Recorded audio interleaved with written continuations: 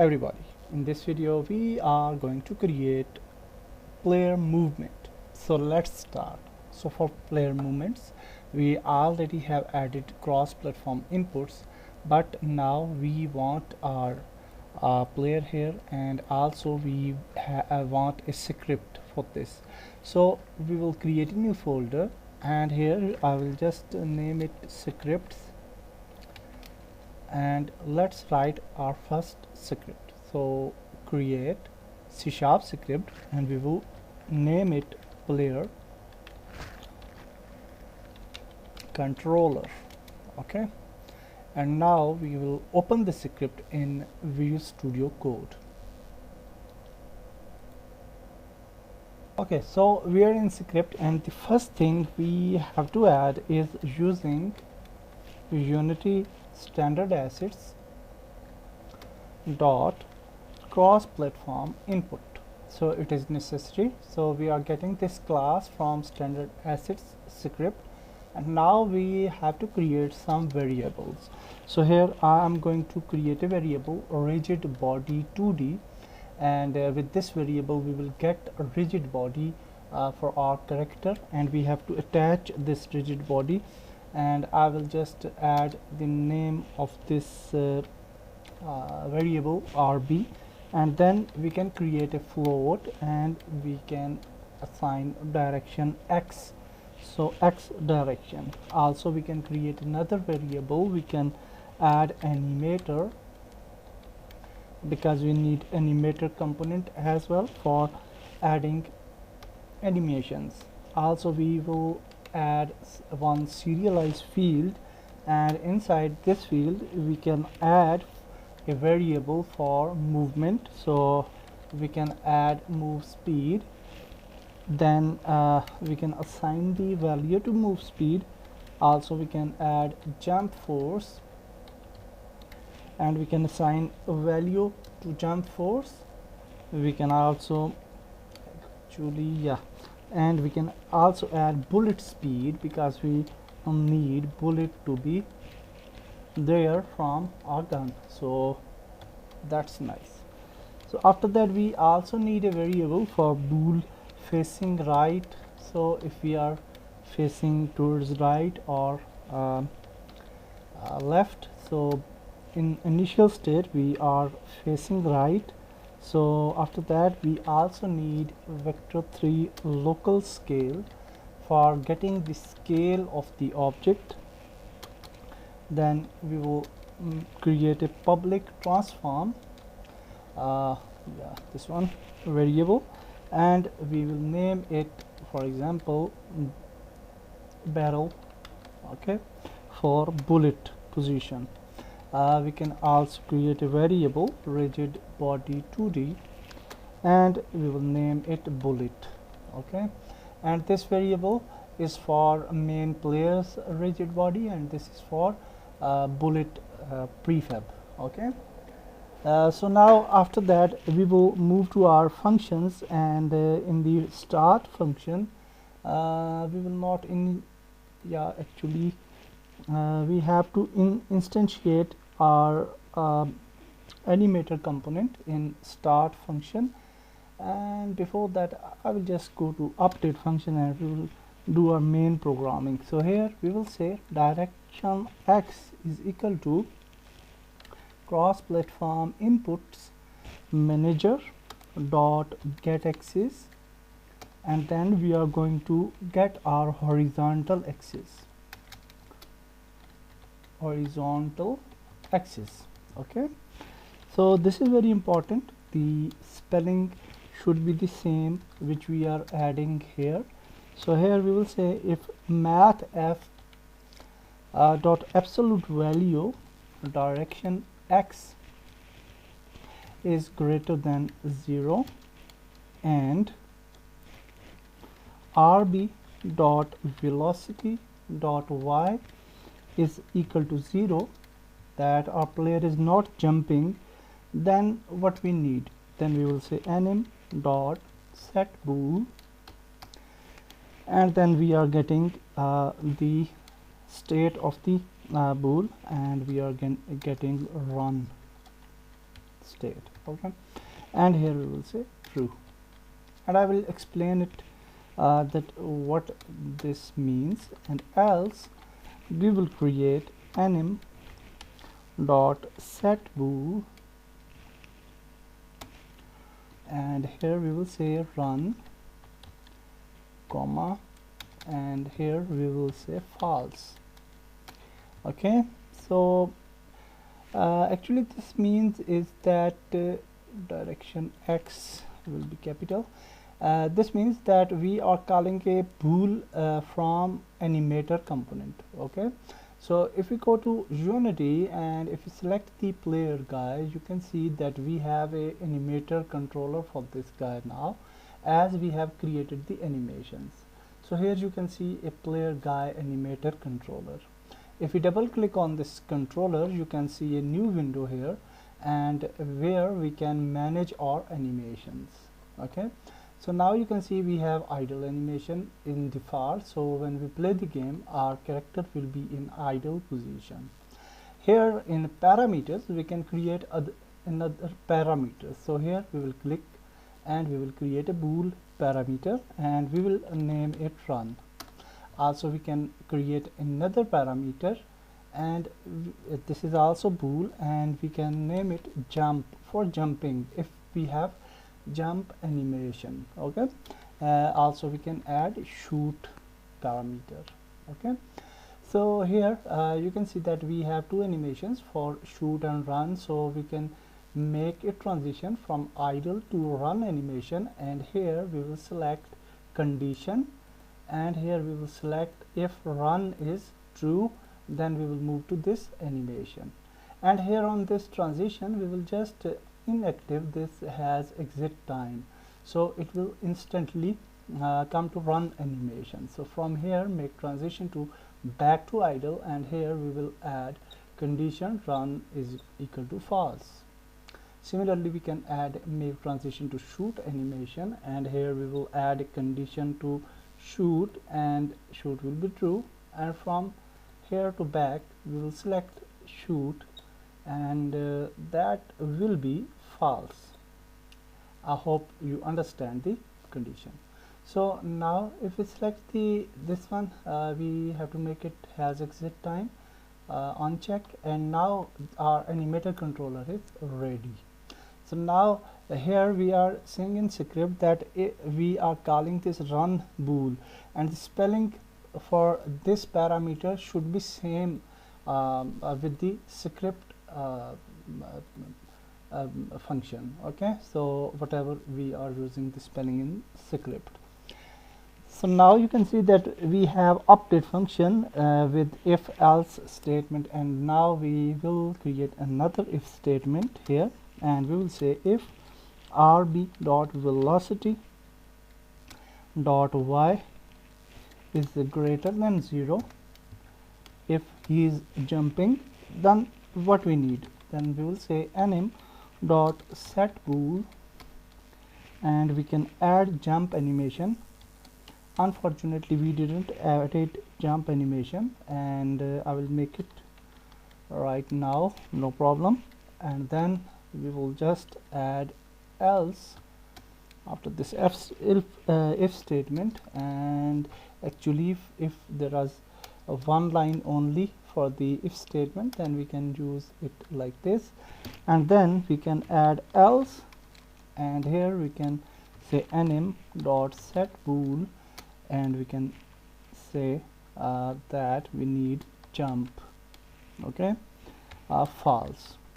Although if you don't have jump animation, you can skip this step. Okay, so now we will come here, and inside update function we will create if cross platform input manager dot get button down. If you press a button, jump with the name of jump. Okay, then what we need, then we will say that there should be a jump method instantiated. Okay, so jump function, and we will create this jump function right now. after this. Okay, so now we can also create if statement, and here we will say if cross platform input manager dot get button down, and we will say the another button for fire, we can say fire 1, and then we will instantiate fire function. Okay, and we will create these functions right now. So now after this update function, we will come here and we will create a public void late update for one function, and here we will say check where to face, and now we will move further and we will create a function private void, and we will create fixed update function. We need a fixed update, and we will say rb dot velocity is equal to new vector 2, and here we will say direction x multiply by move speed. We already have move speed variable, and then we will say rb dot velocity dot y. Okay, so after that we will create another function void check where to face. Okay, and this function we are calling inside late update method, and here we will say if direction x is greater than 0, then what we need, then we will say facing right is equal to true, actually true, like this.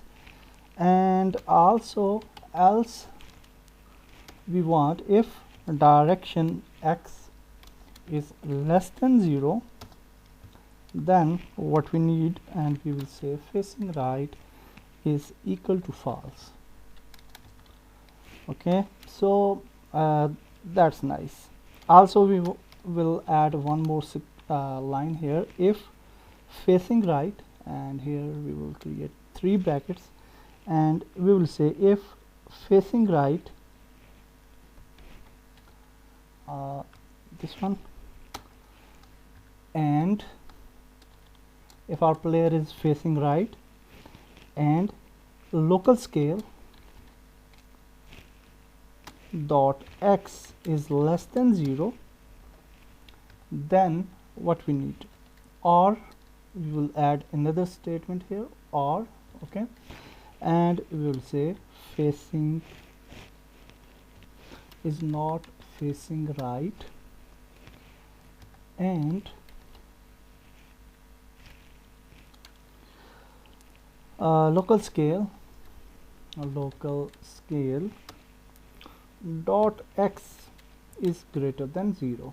Okay, so what it means is that if we are in, actually what is the problem, else if I will just add it like this, and here we are saying that if we are facing right and our local scale dot x, that our scale for x value is less than 0, if it is, for example, less than 0, what it means that if it is in -1 and or is not equal to facing right, that if he is facing right and local scale is in minus, okay, not 0, or he is not facing right, means it's facing left, and local scale dot x is greater than 0, then what will happen?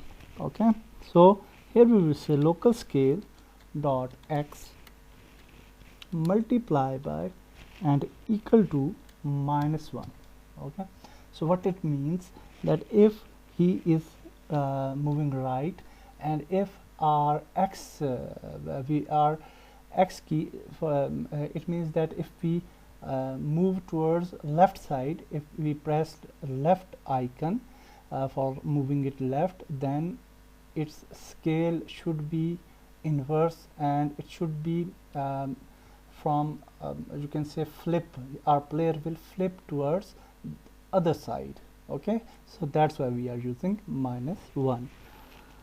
So yeah, that's fine. And also after that we need transform dot local scale, and we will use is equal to local scale. Okay, like this. Now we will create a jump function. So after this function, which is ending here, we will create a void jump, and for void jump function, what we can say, we can say that if rb dot velocity dot y is equal to 0, then rb dot dot add force, and we want to move upward, so we will add a vector 2 dot up multiply by jump force. Okay, so we are jumping now. After that we also need a fire function, so we will create another function for fire. So we will say fire void fire, and here we will say that variable fired bullet.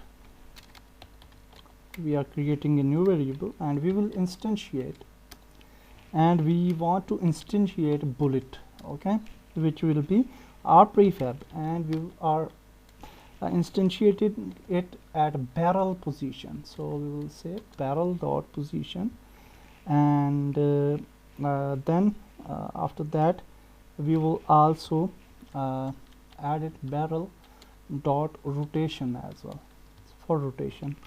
So after that, the last thing, we will say fired bullet dot add force. We want to add a force to bullet, and we will say barrel dot up multiply by bullet speed. Okay, so the variable we already have assigned for the bullet speed.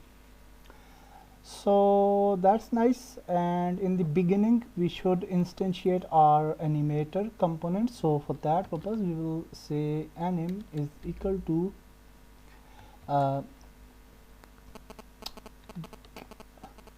we will instantiate get component, and here we will say animator component, and that's it. Okay, so now we are accessing our animator, and we have this animator variable as well. Okay, so that's it for player movement. And for the jump function, because we didn't have added jump animation, if you want we can add instantly. Okay, let's add it, no problem. So otherwise we can hide that thing as well. So we will go to player, and we will create a new animation, create a new clip. We will move to player guy, okay, and then we will name it to jump animation. And now we will move to scene to look around, and then we will record. Then we will just make it 1, and let's make it 0 again. Okay, and then we will move to 15 maybe frame, and then we will select the right leg, and we will move it like this, and the left leg like this. And actually, yeah, okay, fine. We are not going for accuracy. I'm just creating a random animation, so don't be worry about that. So just copy it frame, and we will make it V, and then we will go to Control C, and we will make it V. So like this. Okay, yeah, that's fine. and now we will just move here, and we will add little movement for other parts. So we will select all the parts, and we will move little bit like this, nothing too much. Okay, so now if we play, then you can see we have a animation for jump. Okay, so that's nice. Save, and now we can just go to animator controller, and we have one more animation here, and for this we will create another transition from idle to jump, and we will select this transition. We will add a condition jump, and that will be true, and for reversing we will just add a transition jump to false. So here we will add we will uncheck has exit time. Okay, so let's save it, and now if we move to our game, now you can see this is our player guy, and we have to add this script on this player. So just select this player, and I think before that we will add couple more things. One is bullet. Okay, for bullet we will create another script as well, and I will say bullet destroy script, because we need our bullet to be destroyed after some seconds. So let's open this script, and let's see what we will program. Very little line. So here we will just create a serialized field. Actually we don't need serialized field, we will just add float destroy time, and if you want you can make it serialized, or you can make a public variable, no problem. And in start, void start function, we need start function here, we don't need any other function. So in start function we will say destroy, and we will say game object, and here we will add time, which is destroy time, which we have assigned in this variable. So that's nice. Now we will create our bullet. Okay, so for creating bullet we already have some sprites. I will just move to our sprites section, and here we can see that I have some textures here. Yeah, so here are some bullets. So you can see this is a bullet, and this is also a bullet, these are also bullets, but I think this bullet looks nice. Yeah, so just drop this bullet here, and we will just rename it to bullet prefab. Also yeah, prefab. Also we need its layer, because layering is important, and we need it maybe 6. Okay, and then we can make it smaller like this, and when we are happy with the result, then it will be okay. So here you can see that we have bullet prefab, and this much is good, I think. Yeah, so that's good. So now we will add couple more things on this bullet. One main thing is rigid body 2D, so we don't need its gravity. Okay, so we will just make it gravity scale 0. And why we need rigid body? Because we will add collision to some objects, and for that purpose we need it to be rigid body to implement that collisions triggers. Okay, so after that we will create we will add another component, which will be box collider 2D, or you can also add capsule collider if you want. And yeah, actually capsule collider will look nice, I think, although both will work similarly.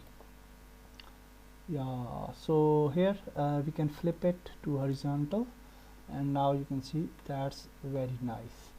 Also we will make it trigger. Okay, is trigger, because we need some triggerness for this bullet, so it will pass out from the enemies.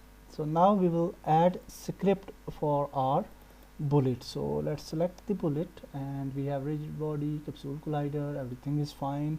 Bullet script is here now. Now we will create prefab for this. So we will go to prefabs, and we will just drag drop this bullet prefab here. Okay, so that's nice. We have a nice bullet now. Now we will add some components on player itself, and you can see this is the player, and we want to open the player first, okay, because we want to make changes in prefab. Okay, and now after opening this character, we will add rigid body 2D for this character. Also we need to open constraints, and we will freeze rotation to Z axis. Okay, and that's it.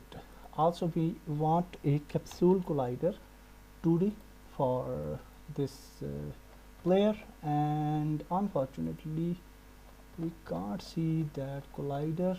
Yeah, very small, you can see very small. So I will just edit its collider, and you can definitely add collider like this, and also you can add it small collider as well if you want. Okay, but I will add it like this. So now that's fine. Also we will add the script. So we have created player controller script, player controller, and now we have player controller. Here you can see move speed, bullet speed, etc. And here is the barrel and bullet. For bullet we will add this bullet inside the this section. For barrel we need a point in the gun where we want to instantiate our bullet. Okay, so we will select our gun actually, and inside gun we will add a empty object, and we will name it barrel. Okay, and then we will move it like this to certain point from where we want to instantiate our bullet, and that's it. Now we will select the player guy, and for barrel we will drag drop this barrel over here. Now everything is ready excepting the last thing, UI. Okay, I think that's fine, and in next video we should add UI because it's too lengthy. So that's nice. In next video we will move further, and we will add touch controls.